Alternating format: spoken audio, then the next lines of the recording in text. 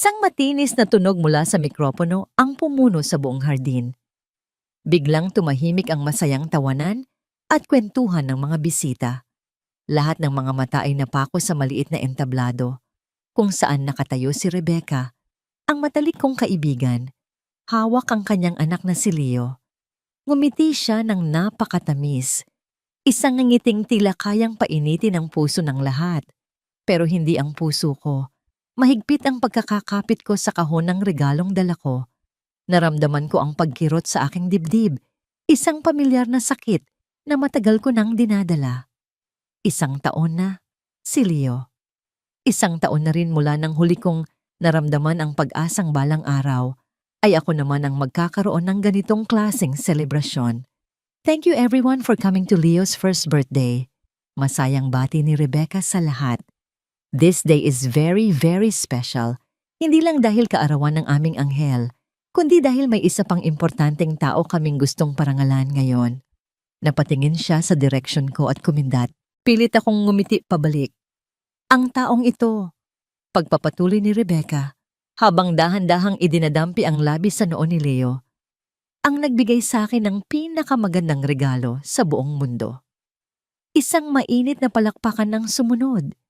Nagtama ang paningin namin ni Ed, ang asawa ko, na nakaupo sa kabilang lamesa. Nginitian niya ako, isang pilit ng ngiti, na ngayon ko lang napansin. May kakaiba sa mga mata niya. May kung anong pag-aalala. Kaya gusto kong tawagin dito sa harap, sabi ni Rebecca, at biglang tumaas ang boses niya sa pananabik. Ang aking partner, ang haligi, ng aming munting pamilya, ang ama ni Leo, Ed. Napatigil ang paghinga ko, ang pangalan ng asawa ko, para akong nabingi. Paulit-ulit na umalingaw-ngaw sa isip ko ang pangalan niya. Nakita ko siyang tumayo, dahan-dahan. Bawat hakbang niya palapit sa entablado ay parang isang suntok sa sikmura ko. Anong ginagawa niya? Anong nangyayari? Baka siya ang pinasasalamatan bilang ninong. Oo, ninong siya ni Leo. Iyon siguro yun. Iyon lang yun. Pakiusap, iyon lang sana. Pero umakyat siya sa entablado. Tumabi siya kay Rebecca. Inakbayan niya ito at hinalikan sa pisngi. Kinuha ni Ed ang mikropono mula kay Rebecca. Tumingin siya sa mga bisita, pero umiwas siyang tumingin sa akin. Salamat, Becca, sabi niya, at narinig ko ang panginginig sa boses niya. At salamat sa anak natin. Anak natin, dalawang salita. Dalawang salitang bumasag sa buong pagkatao ko. Para sa mga hindi pa nakakaalam, pagpapatuloy ni Ed, I am the proud father of Leo. Parang huminto ang mundo, nawala ang masayang tugtog, nawala ang mga bulungan. Ang tanging naririnig ko na lang ay ang malakas na pagtibok ng sarili kong puso, na parang gustong kumawala sa dibdib ko. Hindi ko namalayan, unti-unti nang bumitaw ang mga daliri ko sa kahon na hawak ko. Ang regalo ko para kay Leo, isang maliit na silver na music box na may nakaukit na pangalan niya. Isang malakas na kalabog ang umalingaw-ngaw nang bumagsak ito sa semento. Ang tunog na yon, ang gumising sa lahat. Ang mga matang kaninay nasa entablado, ngayon ay napako na lahat sa akin. Sa paanan ko, nakakalat ang mga basag na piraso ng music box. Simbolo ng basag kong puso. Simbolo ng basag kong buhay. Tinaas ko ang aking paningin. Nakita ko ang nangiti ng tagumpay sa mga labi ni Rebecca. Nakita ko ang takot at pagkakasala sa mga mata ni Ed, ang asawa ko, ang matalik kong kaibigan. Ang mga luhang kanina ko pa pinipigilan ay bumagsak na, sunod-sunod, walang tigil. Sa gitna ng katahimikan at mga matang nakatutok sa akin, isang salita lang ang lumabas sa aking bibig, mahina at halos pabulong. Bakit? Walang sino man ang sumubok na pigilan ako. Nang tumalikod ako at naglakad paalis sa hardin na yon, tila naging invisible ako. Ang mga bulungan ay parang mga bubuyog na umuugong sa paligid ko, pero wala akong maintindihan ni isang salita. Ang tanging malinaw lang ay ang mga tingin nila. Mga tingin ng awa, ng pagkatsismis, ng paghusga. Bago ako tuluyang makalabas, isang kamay ang humawak sa braso ko. Kayla, mag-usap tayo. Please. Ang boses ni Ed, puno ng pagsusumamo, puno ng kasinungalingan. Hindi ko siya nilingon. Pero bago pa man ako makasagot, may isa pang kamay na humila sa kanya palayo sa akin. Ang kamay ni Rebecca. Hayaan mo na siya, Ed. Narinig kong sabi niya. Ang boses na dating malambing sa pandinig ko ay tila lason na ngayon. Nagwawala lang siya. Hayaan mo siyang magpalamig.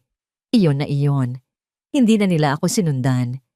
Nanginginig ang mga kamay ko habang binubuksan ko ang pinto ng kotse.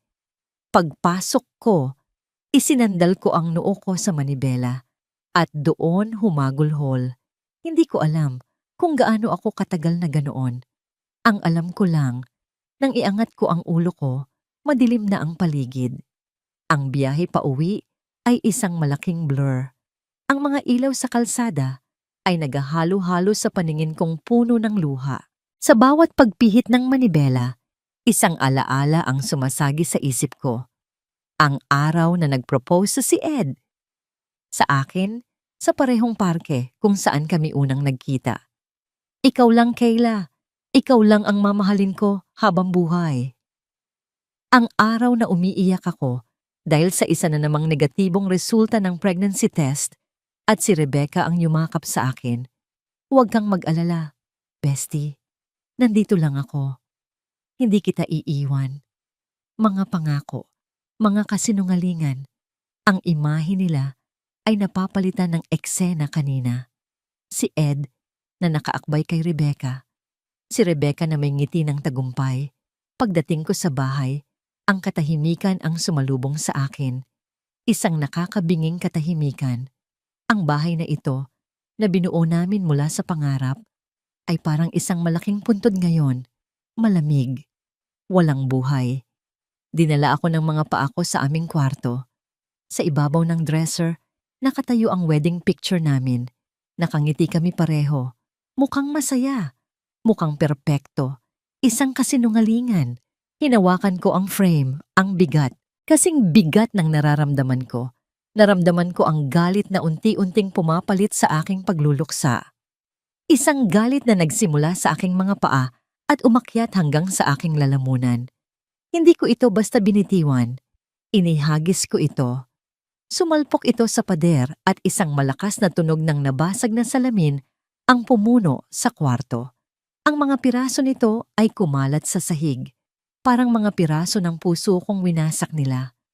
Kasabay ng pagbagsak nito, tumunog ang cellphone ko. Nang makita ko ang pangalan sa screen, mas lalo akong nanginig sa galit, si Rebecca. Sinagot ko ito, pero hindi ako nagsalita. Kayla, nariyan ka ba? Sabi niya sa kabilang linya. Ang boses niya ay kalmado, na para bang walang nangyari. I'm sorry sa nangyari kanina. Sa eksena, hindi ko sinasadyang maging ganoon. Hindi pa rin ako sumasagot. Look, I know you're angry. Pagpapatuloy niya. Pero, nangyari lang. It just happened. Hindi namin plinano. Huwag mo sanang palakihin. Sa puntong yun, isang tawa ang kumawala sa aking bibig. Isang tawa na walang saya. Isang tawa na puno ng sakit at kabaliwan. Ibinaba ko ang tawag. Hindi ko kailangan marinig ang mga palusot niya. Pinatay ko ang cellphone at inihagis sa kama. Nangyari lang. Hindi plinano. Ang lahat ng sakit, ang lahat ng galit, ay biglang napunta sa isang malamig na realisasyon. Niloko nila ako. Niloko nila akong lahat. At ngayon, kailangan kong malaman kung hanggang saan ang panlolokong ginawa nila sa akin. Isang ideya ang pumasok sa isip ko. Isang ideya na nagpatayo sa akin mula sa pagkakaupo sa sahig. Kinuha ko ang aking laptop. Binuksan ko ito at nanginginig na nag-type sa keyboard. Ang online banking website, ang joint savings account namin ni Ed, ang perang pinag-ipunan namin para sa kinabukasan, para sa pamilyang pinangarap namin. Pagbukas ng account, napako ang mga mata ko sa balance. Bumaba ito. Malaki ang ibinaba. Nag-scroll ako pababa sa transaction history at doon, nakita ko, regular na withdrawal, isang malaking halaga, bawat buwan, sa loob ng 9 na buwan. Nagsimula ito sa parehong buwan kung kailan sinabi ni Rebecca na nabuntis siya. Ang huling withdrawal, ang pinakamalaki sa lahat, ay ginawa lang noong 1 linggo. Saktong-sakto para sa gastusin sa Magarbo at ang grandeng birthday party na pinanggalingan ko. Ang pera namin, ang perang pinaghirapan ko, ginamit nila para sa selebrasyon ng kanilang kasalanan. Isinara ko ang laptop. Wala nang luhang lumalabas, wala nang sigaw. Ang natira na lang ay isang malalim at nakakapasong galit. At sa ilalim ng galit na yon, isang bagay ang nabuo. Isang desisyon. Hindi ako natulog ng gabing iyon. Ang mga printout ng bank statement ay nakakalat sa ibabaw ng lamesa sa sala, parang mga puting lapida na naglalamay sa patay kong pagsasama. Ang mga numero ay parang mga pako na tumutusok sa aking mga mata sa tuwing titingnan ko. Hindi ako umiyak, hindi rin ako sumigaw, para akong isang basong napuno na, at ngayon ay wala ng laman. Isang basag na sisidlan. Umupo lang ako sa dilim, pinapanood ang dahan-dahang pagliwanag ng kalangitan sa labas. Mula sa madilim na kulay abo, naging mapusyaw na asul. Sumisikat na ang araw, pero para sa akin, ito ang pinakamadilim na umaga ng buhay ko. Nawala sa akin ang lahat, ang asawang pinagkatiwalaan ko, ang kaibigang itinuring kong kapatid, ang pangarap kong maging isang ina. At ngayon, pati ang perang pinaghirapan ko, saan ako magsisimula? Paano ako magsisimula? Sa gitna ng katahimikan, isang pamilyar na tunog ang bumasag dito. Ang vibration ng cellphone ko sa ibabaw ng lamesa, hindi ko sana papansinin. Iniisip na baka si Ed o si Rebecca na naman.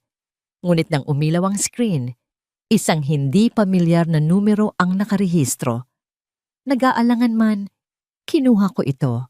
May isang text message. Kayla, this is Daniel. Kamusta ka na? Nabalitaan ko ang nangyari. I'm here if you need a friend. Daniel. Isang pangalan mula sa nakaraan. Ang tahimik at mabait naming kaklase noong high school. Ang laging nakatingin sa akin mula sa malayo. Pero ni minsan ay hindi naglakas loob na lumapit. Ang huli kong balita sa kanya ay isa na siyang engineer sa isang malaking kumpanya. Paano niya nalaman? Paano niya nakuha ang numero ko? Sa libo-libong tanong sa isip ko, isa lang ang naramdaman ko. Isang maliit na kislap. Sa gitna ng madilim na karagatan ng aking pag-iisa, parang may isang malayong parola na biglang umilaw. Ilang minuto akong nakatitig sa mensahe niya bago ako nag-reply. Okay lang ako. Salamat. Isang maikling sagot, isang kasinungalingan. Agad siyang nag-reply. Kung may kailangan ka, o kung gusto mo lang ng kausap na hindi ka huhusgahan, sabihin mo lang. Hindi ko alam kung bakit, pero ang mga salitang iyon, hindi ka huhusgahan, ang nagtulak sa akin na gawin ang isang bagay na hindi ko inaasahan. Pwede ba ngayon? Reply ko. Nagkita kami sa isang maliit na coffee shop, malayo sa lugar kung saan kami nakatira. Pagdating ko, nandoon na siya, nakaupo sa isang sulok. Tumayo siya nang makita niya ako. Ang parehong mahiyain at mabait na ngiti ang nasa labi niya. Salamat sa pagpunta, sabi niya. Umupo ako. Hindi ako nagsalita. Hindi ko alam kung saan magsisimula. Hindi niya ako pinilit. Umorder lang siya ng kape para sa aming dalawa. Sa loob ng halos kalahating oras, nakaupo lang kami roon. Ako, nakatingin sa kawalan. Siya, tahimik na nakatingin sa akin, naghihintay. Hindi mo kailangang magsalita kung hindi ka pa handa. Mahinahon niyang sabi, ang mahalaga, alam mong may kasama ka. At sa mga salitang iyon, ang pader na binuo ko sa paligid ng puso ko ay nagsimulang gumuho. Ang mga luhang akala ko'y naubos na ay muling dumaloy. Umiyak ako, hindi parang isang babaeng nagwawala. Umiyak ako na parang isang batang nawawala na. Sa wakas ay natagpuan. Hinayaan niya lang ako. Hindi siya nagsalita. Inabutan niya lang ako ng panyo. Nang sa wakas ay tumahan ako, isang kakaibang kapayapaan ang naramdaman ko. Isang kalinawan. Ang pagiging biktima ay napalitan ng determinasyon. Ang kabaitan ng isang halos estranghero ang nagpaalala sa akin kung ano ang halaga ko. Hindi ako basura na pwede na lang itapon. Hindi ako isang basag na piraso na hindi na mabubuo. Umuwi ako mula sa coffee shop na yon na may bagong lakas. Hindi na ako ang Kayla na nagising kaninang umaga. Binuksan ko muli ang aking laptop. Hindi na para tingnan ang bank account. Nag-search ako. Naghahanap ng pangalan. Isang law firm na kilala sa paghawak ng mga kasong tulad ng sa akin. Nang mahanap ko ang numero, kinuha ko ang aking telepono at nag-dial. Good morning. Law firm name. Sabi ng boses sa kabilang linya. Huminga ako ng malalim. Ang boses ko ay hindi nanginginig nang sumagot ako. Ito ay matatag. Puno ng desisyon. Hello. My name is Kayla. Sabi ko. Gusto kong magsampa ng kaso. Para po ba sa annulment or divorce, ma'am? Tanong ng receptionist. Tumingin ako sa mga basag na piraso ng wedding picture namin sa sahig. Hindi lang para sa diborsyo. Sagot ko. Para sa lahat.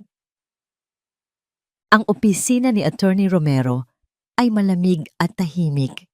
Malayo sa gulo ng buhay ko sa nakalipas na mga araw. Bawat gamit ay nasa tamang lugar. Bawat libro ay maayos na nakasalansan. Ang kaayusang ito ay nagbigay sa akin ng kakaibang kapanatagan. Mrs. Sandoval, simula ni Attorney Romero, isang lalaking nasa edad 50 na may matalas na mga mata. I have reviewed everything you've given me. The bank statements, the timeline of events, malakas ang kaso natin. Tumangulang ako. Ang mga kamay ko ay magkadikit sa ibabaw ng aking kandungan, mahigpit para pigilan ang panginginig. We will file for adultery, concubinage, and we will sue for damages, moral and financial. Pagpapatuloy niya, ang boses ay direkta at walang emosyon. This will not be easy, Kayla. They will fight back. They will try to destroy your character. Handa ka ba? Tumingin ako sa labas ng bintana, sa mga sasakyang mabilis na dumaraan. Bawat isa ay may sariling destinasyon. Bawat isa ay sumusulong. Handa na po ako, sabi ko. At sa pagkakataong ito, tumingin ako diretso sa mga mata niya. Gusto ko lang pong makuha ang nararapat para sa akin. At iyon ang naging hudyat, ang simula ng laban. Makalipas ang 2 araw, natanggap nila ang sulat. Alam ko dahil tumawag si Ed. Ang numero niya ay nag-flash sa screen ko. At sa unang pagkakataon, hindi ako nakaramdam ng sakit, kundi inis. Sinagot ko ito at inilagay sa loudspeaker. Anong kabaliwan to, Kayla? Sigaw niya mula sa kabilang linya. Rinig ko ang gulat at galit sa boses niya. Sa likod niya, may naririnig akong boses ng babae, si Rebecca, na tila may isinisigaw din. Hindi yan kabaliwan, Ed. Ang tawag dyan, demanda. Kalmado kong sagot. Ide-demanda mo kami? Para saan? Dahil masaya na ako? Dahil nagkaanak na ako? Hindi mo ba matanggap na hindi mo yun maibigay sa akin kaya ako napunta sa iba? Ang mga salita niya ay matutulis. Idinisenyo para saktan ako sa pinakadelikadong parte ng pagkatao ko. Dati, iiyak ako kapag naririnig ko yan. Pero ngayon, hindi na. Idinemanda kita dahil niloko mo ako, Ed. Idinemanda ko kayo dahil ninakawan ninyo ako. Magkita na lang tayo sa korte. Ibinaba ko ang tawag bago pa siya makasagot. Isang malalim na buntong hininga ang pinakawalan ko. Ito na nga. Nagsimula na. Ang sumunod na mga araw ay patunay na tama si Attorney Romero. Nagsimula ang paninira. Isang dati naming kaibigan ang tumawag sa akin, nag-aalangan ng boses. Kayla, totoo ba? Tanong niya. Sabi ni Rebecca, matagal ka na raw may LBM. Yung laging bukas ang mansanas mo, kaya raw desperada kang sirain sila. LBM? Pagtataka ko. Sorry, yun na ng term niya. Laging bukas ang mansanas, di ba? Sabi niya, nahuhumaling ka raw sa inggit. Napapikit ako. Hindi ako makapaniwalang kaya nilang bumaba sa ganoong klasing paninira. Hindi iyan totoo. At alam mo yan, sabi ko na lang bago magpaalam. Gabi na nang may kumatok sa pinto ko. Si Daniel. May dala siyang 2 paper bag na puno ng pagkain. Naisip ko baka nakakalimutan mo nang kumain, sabi niya. Diretsong pumasok sa kusina na parang sanay na siya. Huwag mong intindihin. Ang mga chismis, ang mga asong tumatahol, madalas sila ang nakakagat. Ang simpleng presensya niya ay nagbigay sa akin ng lakas. Kumain kami sa gitna ng katahimikan. Hindi siya nagtanong. Hindi niya ako kinulit. Hinayaan niya lang akong maging ako. Kinabukasan, tumawag si Attorney Romero. May bago raw na development. Kayla, sabi niya. Seryoso ang boses. Ang abogado ni na Ed at Rebecca ay nag-file ng motion. They are demanding an official DNA test to prove Ed's paternity. Natahimik ako. It's a power move. Pagpapatuloy ng abogado. Gusto nilang ipamukha sa korte na sigurado sila sa kanilang panig. At gusto kanilang ipahiya. Gusto nilang isipin ng lahat na ikaw ang baliw na hindi matanggap ang katotohanan. Isang kirot ang naramdaman ko sa aking dibdib. Ang sakit ng pagpapahiya. Pero mabilis itong napalitan ng isang malamig na determinasyon. Kung ito ang gusto nilang laro, sasakyan ko. Attorney, sabi ko, matatagang boses. Yes, Kayla? Tumingin ako sa refleksyon ko sa madilim na TV screen. Isang babaeng pagod, pero hindi natalunan. Payag ako. Ano bang kinatatakot mo, Ed? Ha? Ang boses ni Rebecca ay matalas, tumatagos sa pader ng apartment na pansamantala naming tinitirhan. Ang apartment na binabayaran ng pera ni na Kayla. Ng pera ko. Hindi ako sumagot. Nakatayo lang ako sa harap ng salamin, inaayos ang kwelyo ng puloo ko na hindi naman talaga gusot. Lalaki ka, Ed. Tumayo ka. Sabi niya, lumapit at humarap sa akin. Ang mga mata niya ay nag-aapoy. Ito na ang pagkakataon natin para patunayan sa lahat na tayo ang tama, na hindi lang isang pagkakamali si Leo, na pamilya tayo. Gusto kong sabihin sa kanya na hindi ganoon kasimple iyon. Gusto kong sabihin na sa bawat paggising ko ang mukha ni Kayla, ang mukha niyang puno ng sakit sa birthday party na yon. Ang una kong nakikita. Gusto kong sabihin na gusto ko lang ng kapayapaan. Pero alam kong walang patutunguhan. Para kay Rebecca, ito ay isang giyera. At sa isang giyera, kailangang may manalo at may matalo. Magbihis ka na. Hinihintay na tayo ni Leo. Sabi ko na lang, umiiwas sa tingin niya. Ang klinika ay malamig at amoy alkohol. Tahimik na natutulog si Leo sa mga braso ko habang naghihintay kami. Ang inosente niyang mukha ay walang kamuwang-muwang sa gulong idinulot ng kanyang pagdating. Hinaplos ko ang malambot niyang pisngi. Anak ko. Sa gitna ng lahat ng kasalanan at kasinungalingan, ito ang isang katotohanan. Siya ang dahilan kung bakit ko ito ginawa. Iyon ang paulit-ulit kong sinasabi sa sarili ko. Nang tawagin na kami, isang nurse ang kumuha ng blood sample mula sa akin. Mabilis lang. Pagkatapos, si Leo naman. Isang maliit na tusok sa kanyang sakong. Umiyak siya. Isang iyak na parang tumusok din sa puso ko. Habang pinapatahan siya ni Rebecca, naramdaman ko ang panlalamig ng aking sikmura. Ito ba talaga ang gusto ko? Ang sirain ng isang tao para buuin ang sarili ko? Makalipas ang 3 araw, dumating ang resulta sa pamamagitan ng email. Nakaupo kaming dalawa ni Rebecca sa harap ng laptop. Ang mga balikat namin ay halos magkadikit. Ang tensyon sa pagitan namin ay pwedeng hiwain ng kutsilyo. Buksan mo na. Utos niya. Nanginginig ang boses. Dahan-dahan kong iginalaw ang cursor. Isang click. Nag-download ang isang PDF file. Binuksan ko ito. mga numero, mga salitang teknikal, pero sa pinakababa, sa nakabold na mga letra, naroon ang sagot. Probability of paternity, 99.99%. Isang nakabibinging sigaw ang pinakawalan ni Rebecca. Isang sigaw ng purong tagumpay. Tumalon siya mula sa upuan at niyakap ako ng mahigpit. Yes! Yes! Sabi ko sa'yo, Ed, panalo tayo! Panalo tayo! Sigaw niya paulit-ulit habang hinahalikan ako sa pisngi at leeg. Pero ako, hindi ako makagalaw. Nakatitig lang ako sa screen. 99.99%. Ang katotohanang dapat magpapalaya sa akin. Ang katotohanang dapat magpapasaya sa akin. Ngunit habang pinapanood ko si Rebecca na nagsasayaw sa tuwa sa loob ng aming munting sala, walang saya akong naramdaman. Ang nakikita ko lang ay ang selebrasyon niya sa gitna ng pagkawasak ng buhay ni Kayla. Naintindihan ko sa sandaling iyon. Hindi ang pagiging pamilya ang ipinaglalaban niya. Ang ipinaglalaban niya ay ang pagkapanalo laban sa dating matalik na kaibigan.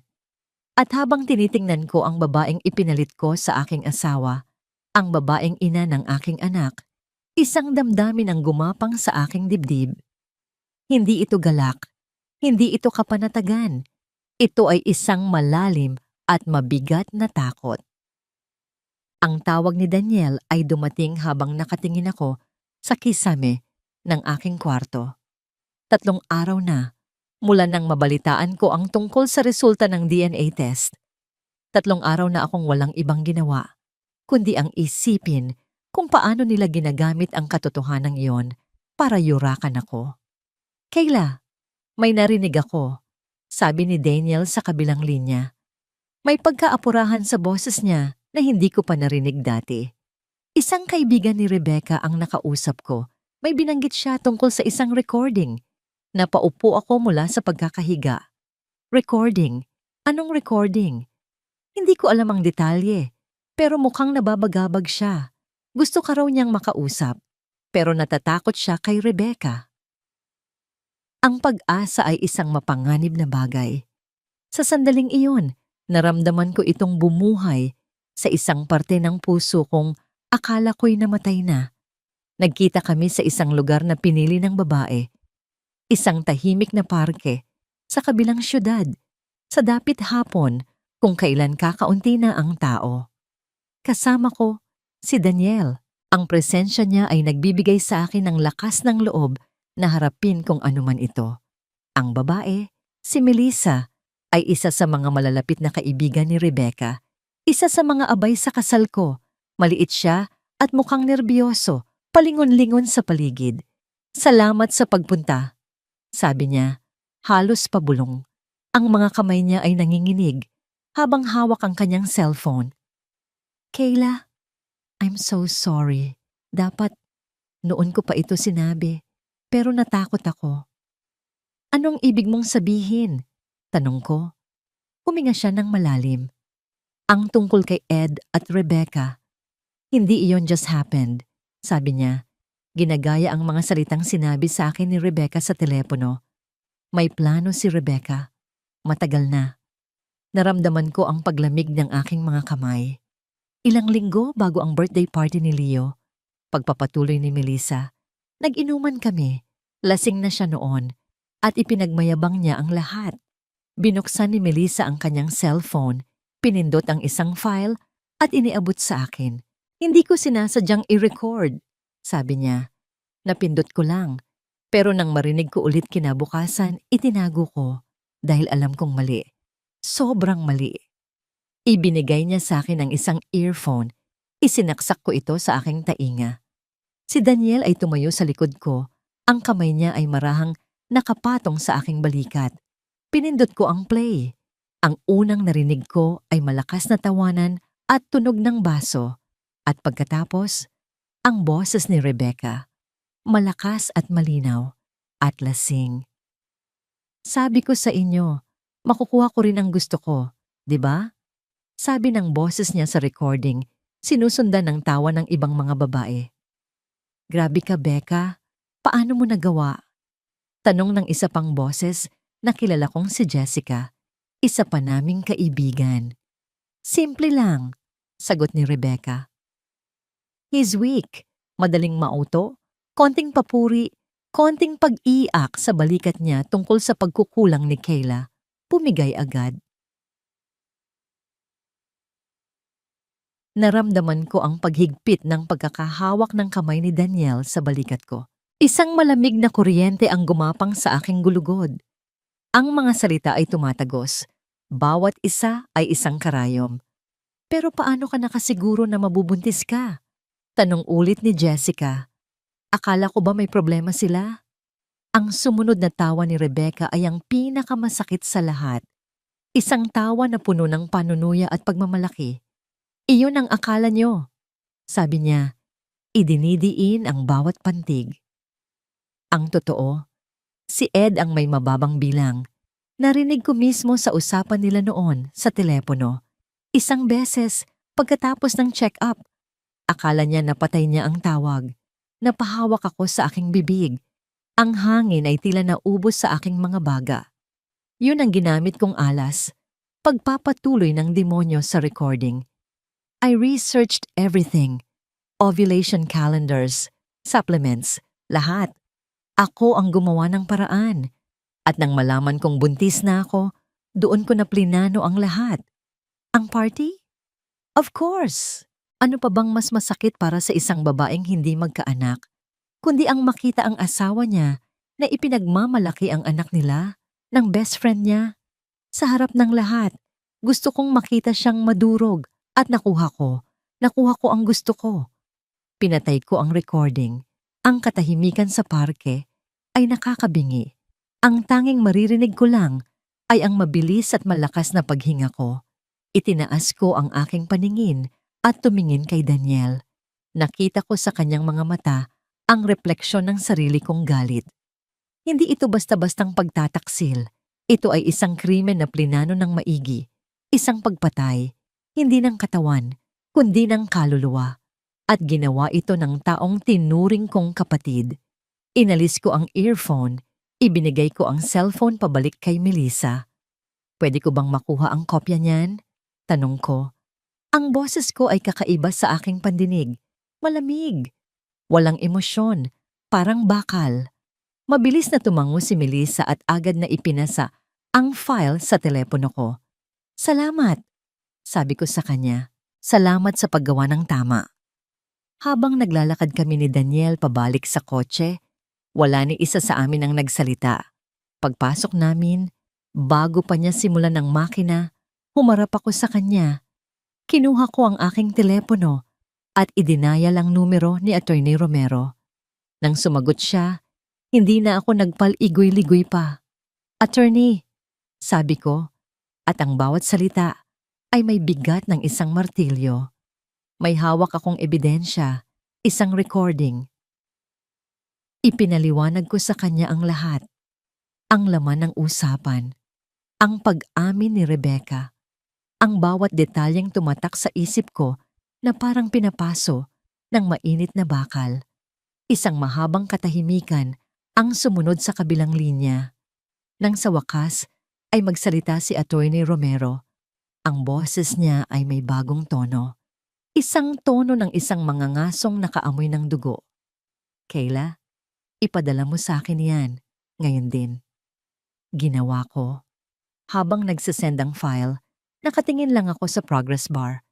Bawat porsyentong nadadagdag ay parang isang hakbang papalapit sa katarungan.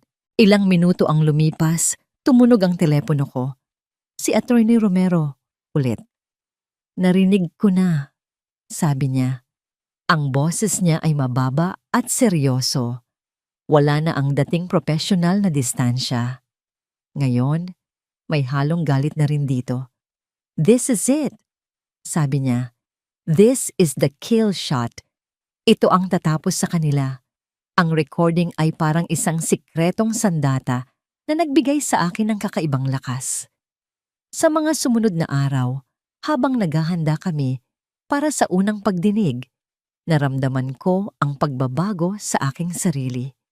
Ang dating takot ay napalitan ng isang malamig na kumpiyansa. Hindi na ako ang biktima. Ako na ang may hawak ng kapangyarihan. Pero alam kong hindi sila susuko ng ganoon kadali. Isang hapon, 2 araw bago ang paglilitis, nagulat ako nang makita ko si Ed na naghihintay sa labas ng gate ng bahay. Payat siya, gusot ang damit. Ang dating kumpiyansa sa kanyang tindig ay wala na. Napalitan ng anyo ng isang taong nalulunod. "Kayla," sabi niya, "ang boses ay paos. Pakiusap. Kailangan nating mag-usap." Hindi ko binuksan ang gate. Tiningnan ko lang siya sa pagitan ng mga bakal na rehas. "Wala na tayong dapat pag-usapan pa, Ed." Malamig kong sagot. "Meron, please." Pagmamakaawa niya, ang mga mata ay namumula. "Itigil mo na to. Aatrasin ko ang lahat. Ibibigay ko sa'yo kung anong gusto mo. Pera? Sabihin mo lang kung magkano. Huwag mo lang kaming idemanda.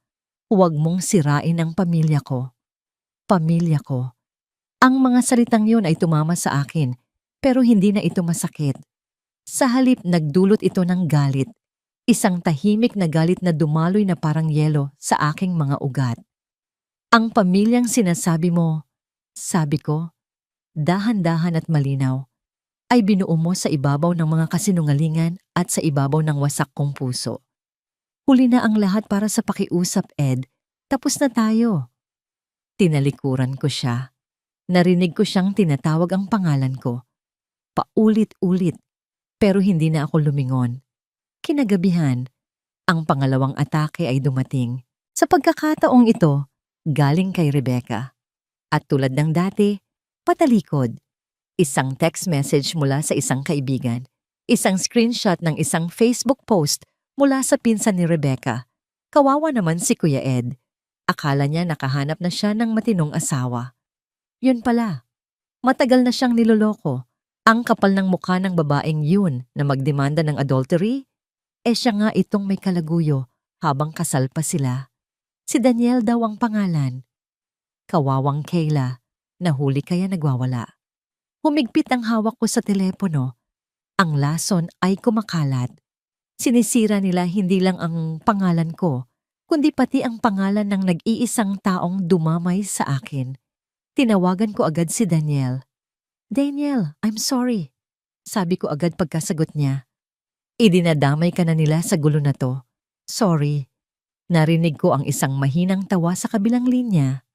"Kayla," sabi niya, kalmado ang boses. "Inaasahan ko na yan. Huwag kang mag-alala. At lalong huwag kang hihingi ng sorry. Handa akong tumestigo. Handa akong harapin sila. Pero ang reputasyon mo, mas mahalaga sa akin ang katarungan para sa'yo." Putol niya sa akin. "Kahit anong ibato nila, sasaluhin ko. Dahil nasa panig tayo ng tama."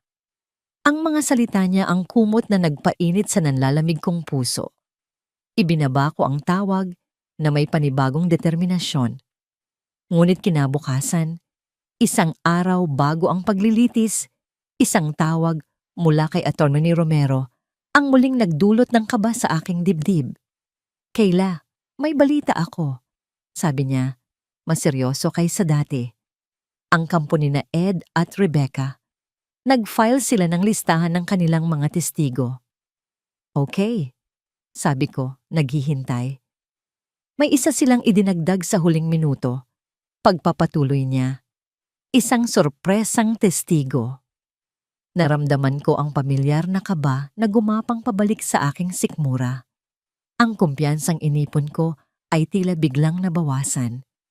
"Sino raw po?" tanong ko. "Hindi nila sinabi ang pangalan," sagot ni Atty. Romero. "Isang taktika para guluhin ang isip natin bago ang laban. Maging handa ka, Kayla. Mukhang may huli pa silang baraha." Ibinaba ko ang telepono. Ang 4 na sulok ng aking kwarto ay tila biglang lumiit. Isang sorpresang testigo. Sino? Ang gabi bago ang paglilitis ay ang pinakamahaba sa buong buhay ko. Ang mga salita ni Atty. Romero, sorpresang testigo, ay umuulit-ulit sa aking isipan na parang sirang plaka. Pabalik-balik akong naglakad sa sala, ang bawat hakbang ay mas mabigat kaysa sa nauna. Sino ang kaya nilang bayaran para magsinungaling? Gaano kalaki ang halaga ng katotohanan? Ang sagot ay dumating sa pamamagitan ng isang tawag mula kay Attorney Romero kinahapunan. Kayla, nakuha ko na ang pangalan. Sabi niya, ang boses ay mababa at seryoso. Si Aling Martha, isang malayong kamag-anak ni Ed mula sa probinsya. Kilala ko si Aling Martha. Ilang beses ko siyang nakasama sa mga family reunion. Isang tahimik na babae na laging nakangiti. Hindi ko siya kayang isipin na gumagawa ng masama. Ano raw po ang itetestigo niya? Tanong ko, kahit na may hinala na ako. Sasabihin niyang, nakita ka raw niya, sabi ng abogado, at narinig ko ang pagbuntong hininga niya. Nakita ka raw niyang kasama si Daniel, nakahina-hinala ang kilos, sa isang mall. Mahigit 1 taon na ang nakalipas, bago pa man ang lahat ng ito. Isang kasinungalingan, isang gawa-gawang kwento na idinisenyo para wasakin ang aking kredibilidad, para palabasin na ako ang unang nagtaksil. Pagkatapos ng tawag, napaupo ako sa sahig. Ang lakas na inipon ko nitong mga nakaraang linggo ay biglang naglaho na parang bula. Ang recording, ang mga bank statement. Ano ang halaga ng mga yon kung maniniwala ang hukom sa isang bayarang testigo? Paano kung manalo sila sa pamamagitan ng kasinungalingan? Ang bigat ng tanong na yon ay halos dumurog sa akin. Sulit pa ba ang laban na ito? Ang lahat ng sakit, ang lahat ng kahihiyan, para lang matalo sa huli dahil sa pera at panlilinlang? Sa gitna ng aking pagdududa, tumunog ang doorbell. Si Daniel. Parang alam niya palagi kung kailan ko siya pinakakailangan. Hindi na siya nagtanong.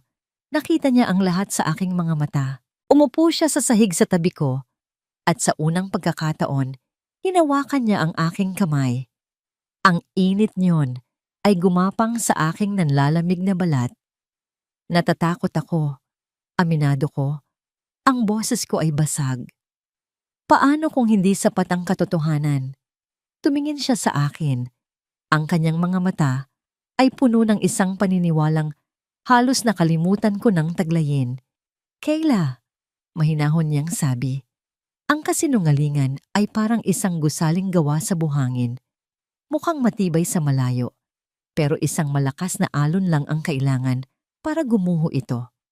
Hinigpitan niya ang hawak sa kamay ko. Huwag kang bibitaw. Ang katotohanan ay kakampi natin. Nang gabing iyon, hindi ako natulog. Nakatayo ako sa harap ng bintana. Pinapanood ang dilim. Inisip ko ang lahat ng pinagdaanan ko. Ang sakit, ang luha, ang galit, ang unti-unting pagbangon. Hindi ako susuko. Kahit ano pa ang mangyari bukas, haharapin ko sila. Tatayo ako roon, hindi na bilang isang asawang niloko, kundi bilang isang babaeng lumalaban para sa kanyang sarili. Kahit matalo pa ako, ang mahalaga ay lumaban ako. Habang papalapit na ang madaling araw, biglang umilaw ang cellphone ko sa ibabaw ng lamesa.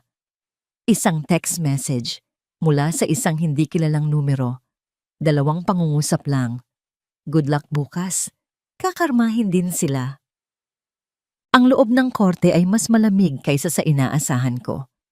Ang bawat bulong ay umuugong, ang bawat ubo ay parang isang putok ng baril sa katahimikan. Nakaupo ako sa tabi ni Attorney Romero. Ang mga kamay ko ay nasa aking kandungan, kalmado ngunit nanlalamig. Sa kabilang panig ng silid, nakaupo sina Ed at Rebecca, kasama ang kanilang abogado. Si Ed ay nakayuko. Ang mga mata ay nakapako sa sahig. Si Rebecca naman ay nakatingin ng diretso sa akin. Ang kanyang mga mata ay puno ng paghamak. Ngunit sa ilalim nito, nakikita ko ang isang bahid ng kaba. Sa likod nila, sa hanay ng mga manonood, nakita ko si Daniel. Tumango siya sa akin. Isang simpleng kilos na nagbigay sa akin ng lakas. Nagsimula ang pagdinig. Unang iprinisenta ang kaso namin, ang ebidensya ng pagtataksil, ang mga bank statement. Pagkatapos, dumating ang pagkakataon ng kabilang panig at tinawag nila ang kanilang sorpresang testigo. Si Aling Martha ay dahan-dahang naglakad papunta sa witness stand. Nanginginig ang kanyang mga kamay. Iniiwasan niyang tumingin sa direksyon ko. Sa direktang pagsusuri ng abogado ni na Ed, isinalaysay niya ang kanyang kasinungalingan. Ang kwento tungkol sa pagkikita namin ni Daniel sa mall. Bawat salita ay tila isang pamilyar na script, paulit-ulit na pinraktis. Nang matapos siya, tumayo si Attorney Romero para sa cross-examination. Ginang Martha, mahinahon niyang simula. Maari mo bang ilarawan kung ano ang suot ni G. Daniel noong araw na yon? Nag-atubili si Aling Martha. Naka-asul na t-shirt po yata siya. Sigurado ka ba? Tanong ni Attorney Romero. Dahil meron kaming ebidensya na si G. Daniel ay nasa isang business conference sa Cebu, sa mismong petsang sinasabi ninyo. May mga litrato, flight records, at testimonya mula sa kanyang mga kasamahan. Namutla si Aling Martha. Tumingin siya kay Rebecca na parang humihingi ng tulong. Ngunit hindi doon tumigil si Attorney Romero. Hindi na po namin siya tatanungin pa, Your Honor. Sabi niya, bumaling sa hukom. Dahil meron po kaming mas mahalagang ebidensya na magpapatunay sa tunay na karakter ng mga akusado. Tumingin siya sa akin at bahagyang tumango. Eto na. Your Honor, we would like to present our final piece of evidence, sabi ni Attorney Romero. Isang audio recording ng isang pag-uusap. Nagkaroon ng bulungan sa silid. Ang abogado ni na Ed at Rebecca ay tumayo para tumutol, ngunit huli na. Pumayag na ang hukom. Isang court officer ang nag-set up ng speaker. At sa sumunod na sandali, ang boses ni Rebecca, lasing at nagmamalaki, ang pumuno sa buong korte. Sabi ko sa inyo, makukuha ko rin ang gusto ko, di ba? Ang bawat salita ay parang isang bomba na sumasabog sa katahimikan. He's weak, madaling mauto. Nakita ko kung paano napatingin si Ed kay Rebecca. Ang kanyang mga mata ay nanlalaki sa gulat at hindi paniniwala. Ang totoo, si Ed ang may mababang bilang. Enging mukha ni Rebecca ay nawalan ng lahat ng kulay, para siyang isang multo. Gusto kong makita siyang madurog at nakuha ko ang gusto ko. Nang matapos ang recording, ang katahimikan sa loob ng korte ay nakakakabingi. Walang gumagalaw, walang humihinga. Ang katahimikang yon ay binasag ng isang nanginginig na sigaw. Hindi totoo yan. Gawa-gawa lang yan. Sigaw ni Rebecca. Tumatayo mula sa kanyang upuan. Ang kanyang mukha ay nababalot ng desperasyon. Si Ed naman ay nakatingin lang sa kanya. Ang mukha ay isang maskara ng pagkakanulo. Ang babaeng pinagkatiwalaan niya, ang babaeng ipinaglaban niya, ay inilantad ang kanyang kahinaan at ginamit siya. Silence! Sigaw ng hukom. Malakas na ipinupukpok ang kanyang gavel. Silence in the court! Sa gitna ng kaguluhan, 2 police officer ang nagsimulang maglakad. Dahan-dahan. May determinasyon. Hindi sila lumapit sa akin. Hindi sila lumapit kay Aling Martha. Dire-diretso sila. Papalapit sa lamesa kung saan nakaupo ang 2 taong sumira sa buhay ko. Ang mga sumunod na pangyayari ay tila naganap sa slow motion. Ang paglapit ng mga pulis. Ang paghawak nila sa braso ni Rebecca na nagwawala at sumisigaw na inosente siya. Ang pagtayo ni Ed, hindi para ipagtanggol si Rebecca, kundi dahil sa purong pagkabigla. Tila isang taong ginising mula sa isang masamang panaginip. Dinala sila sa labas ng courtroom para sa mga kasong perjury at obstruction of justice bukod pa sa mga nauna ng isinampa ko. Ang hatol sa aming kaso ay naging isang formalidad na lamang. Pagkalipas ng 1 linggo, muli kaming bumalik sa korte para sa pinal na desisyon. Mas kaunti na ang tao. Wala na ang tensyon. Ang naroon na lang ay ang bigat ng hindi maiiwasang katapusan. Having considered all the evidence presented, simula ng hukom, ang kanyang boses ay umalingaw-ngaw sa tahimik na silid. This court finds the defendants, Edgardo Sandoval and Rebecca De Leon, guilty as charged. Hindi ako kumilos. Hindi ako ngumiti. Nakaupo lang ako. Hinahayaan ang mga salita na dumaan sa akin. The defendants are found guilty of adultery. Furthermore, due to the overwhelming evidence of a deliberate and malicious scheme to inflict emotional and financial damage upon the plaintiff, Ms. Kayla Sandoval, this court orders the defendants to pay the plaintiff the full amount of financial damages requested, plus significant moral damages. Binasa ng hukom ang mga numerong hindi na mahalaga sa akin. Ang tunay na panalo ay hindi ang pera. As for the separate criminal charges of perjury, pagpapatuloy ng hukom, the court sentences both Mr. Sandoval and Miss De Leon to imprisonment. Sa sandaling iyon, isang hikbi ang kumawala kay Rebecca. Si Ed naman ay napayuko. Ang kanyang mga balikat ay gumuho na parang isang gusaling binomba. Ang kanilang pagbagsak ay hindi maingay at marahas. Ito ay tahimik at ganap. Nang matapos ang sesyon, tumayo ako. Sa paglabas ko ng courtroom, sa pagdaan ko sa pasilyo, naramdaman ko ang pag-angat ng isang mabigat na bagay mula sa aking mga balikat. Isang bagay na matagal ko nang pinapasan. Pagbukas ng malaking pinto ng Hall of Justice, ang liwanag ng araw ang sumalubong sa akin. Napapikit ako. Ang sikat ng araw ay parang isang pagpapala sa aking balat. Mainit. Totoo. Isang pamilyar na anino ang humarang sa liwanag. Si Daniel. Nakatayo siya roon, naghihintay. Tulad ng lagi niyang ginagawa. Wala siyang sinabi. Hindi na kailangan. Lumapit ako sa kanya. At sa harap ng lahat, niyakap niya ako. Isang yakap na hindi humihingi ng kapalit. Isang yakap na nagsasabing, nandito ako. Isang yakap na nagsasabing, ligtas ka na. Isinandal ko ang ulo ko sa kanyang dibdib. At sa unang pagkakataon, sa loob ng mahabang panahon, naramdaman ko ang kapayapaan. Ang ingay sa aking isipan ay tumahimik. Ang sakit sa aking puso ay nagsimulang maghihilom. Tumingala ako para tingnan siya. Ang kanyang mga mata ay puno ng pag-aalaga na hindi ko kailanman nakita kay Ed. Isang ngiti ang unti-unting sumilay sa aking mga labi. Isang tunay na ngiti mula sa puso. Tapos na, bulong ko. Hindi lang para sa kanya, kundi para sa sarili ko. Tapos na ang laban. Tapos na ang sakit. Oo, sagot niya. Hinahaplos ang aking buhok. Tapos na. Isang taon.